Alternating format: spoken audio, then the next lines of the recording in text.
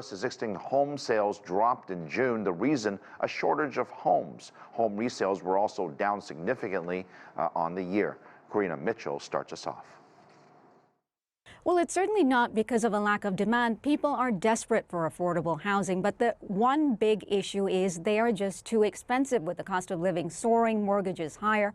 Potential home buyers are just being sidelined, and it's really those young first-time home buyers that are feeling the pressure the most. So existing home sales dropped by 3.3% in June compared to a month earlier. But if we look from the start of the year till June, those sales are down by 23%. Year over year, they're down by 18.9%, and to help put that into perspective, that's the lowest pace of sales for June since 2009. Now, there's no secret what the big culprit is here. There's a serious lack of supply. There just is no inventory. And in fact, in the month of June, there were just over 1 million homes that were available across the entire United States. That's down 13% compared to a year ago. So then we start looking at the average prices of homes. For June, they came in at $410,000. That is the second highest price ever recorded by NAR. So then no wonder that we're starting to see bidding wars with people willing to pay much above the ask price and then also using all cash to close in and lock out those deals. Sellers aren't helping matters very much either because they've locked in those low interest rates at 3 and 4%. Maybe they've refinanced. So even when they have a change of circumstance, maybe they need to relocate for a new job or they have a new child in the family, they're not changing. They're staying put because they can't replicate what they have. So it's a big issue, and then some people have pointed to there has been a lull in the housing market. Some have talked about, a housing recession perhaps being prolonged. I spoke to the chief economist at the NAR, and here's what he had to say about that. Take a listen. Well, home sales have stabilized, and also the new home construction is very active and rising. Furthermore, home price decline, if one can call it that, 1% nationwide, many markets not even really seeing price decline. So I would say the housing recession is essentially over or will soon be ending. So basically, Yoon said, blink and you've missed the housing recession. We've basically, bottomed out there. People are still willing to pay if they can afford those mortgage rates and if their finances are in good order. So he said the big fix here is that we need at least double the amount of inventory to come online. But that's not a quick fix. It doesn't happen overnight. Construction takes time. And he also, of course, said if mortgage rates do come down, then that will help ease things as well. But we're locked in at 6-7%, maybe even 7.25% before we see any relief on that side. So don't expect that to happen anytime soon. But he did offer one piece of silver lining. He said the red-hot rental market, which was so hot into this year, is now starting to cool. We're at a 40-year high when it comes to rental constructions. And so he said hopefully by the end of the year, look for more affordable rent prices. Karina Mitchell, CGTN, New York.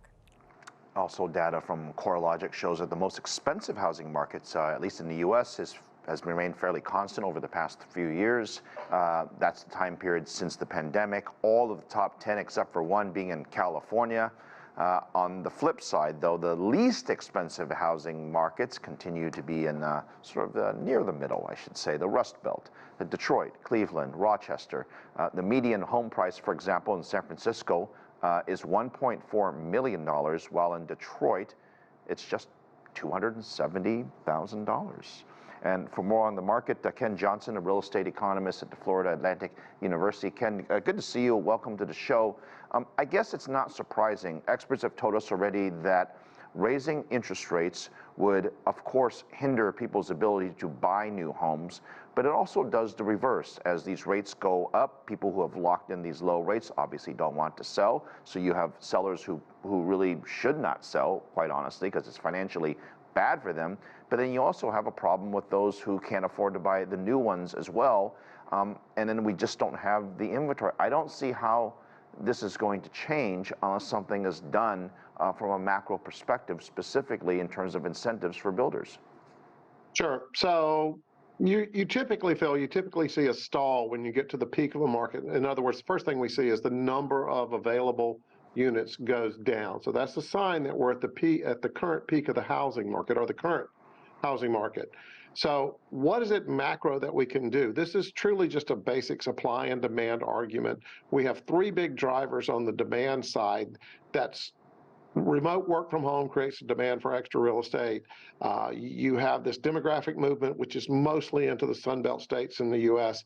And also you have, and the biggest part though is household formation, which is up about 40% per year, even from 3 years ago. So this is a huge increase in demand. Now we're building enough units, or we're slowly starting to build enough units on the rental side, and that's where the relief will come through a market mechanism, where as more and more units come online for rents, rent will become more reasonable, which will bring housing prices back into norm.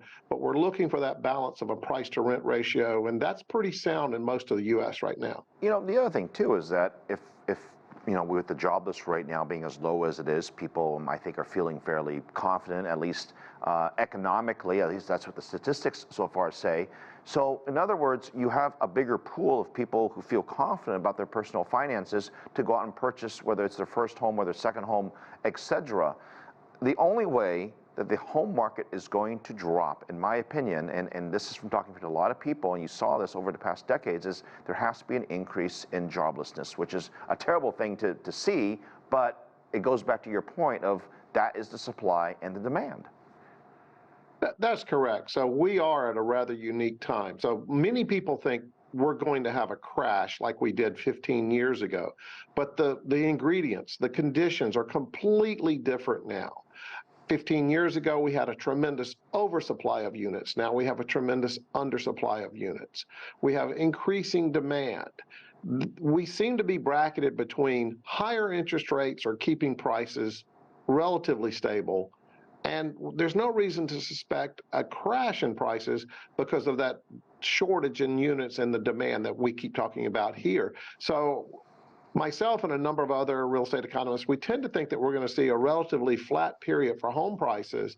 We're above the long-term pricing trend, but we'll work our way back to that trend simply because prices shouldn't change that much in the next few years. So where does that lead us if we were to have this conversation, say, 6 months from now?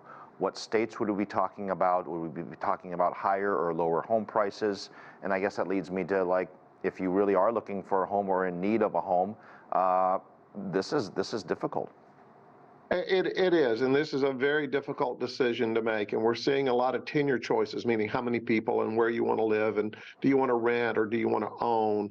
So it's difficult right now. There's no doubt about that. So you're starting to see these multi-generational living situations again, where you're living from grandchildren through grandparents perhaps, or the odd roommate situation. The Golden Girls just wasn't a sitcom. It comes from real life examples.